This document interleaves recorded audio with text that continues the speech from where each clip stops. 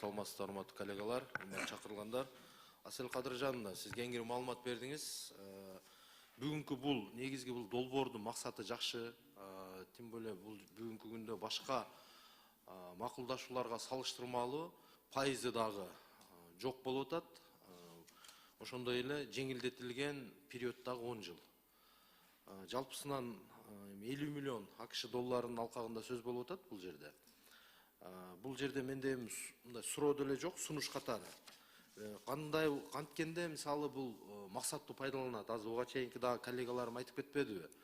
Бизге канчалаган ушундай жакшы долбоорлор, жакшы максатта келет, аягына келгенде эле бир кандайдыр бир кайсы бир пайызы бир мыйзамсыз болуп, анан иш козголуп, да ар кандай кырдаалдарды байкап атабыз да, көрүп атабыз. Анан 1-2-3 адам киши камалат, анан кийин ал дагы чыгат. Ортодо акча ушул карапайым калктын мойнуна түшөт да бул нерсечи. Ошондуктан азыр сиз баяндамаңызда айткандай, бөлүнгөн каражаттар биринчи кезекте максаттуу пайдаланыш керек. Ошондой эле жанагы сиздер азыр өзүңүздөр ар компонентке бөлгөндөй эле алына турган техникалар, тендер жолу менен болобу, мисалы бир түз заводдор менен келишим түзсө, бизге бир азыр ошол эле шаардагы алынып аткан кээ бир техникалар же дагы бир ошондой бир кандайдыр бир оборудованиялардын мындай сапатсыз келип калгандарын дагы угуп байкап атабыз да.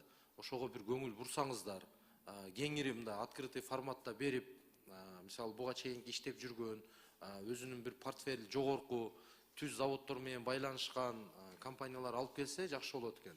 Мүмкүнчүлүк боло турган болсо өзүңүздөрдөн деле бир комиссия түзүп, ушул $1 болсо дагы бир арзаныраак кылып, ушул мамлекеттин өзүңүздөрдүн мисалы министрликтин пайдасына боло турган чечимдерди кабыл алышыңыздар керек.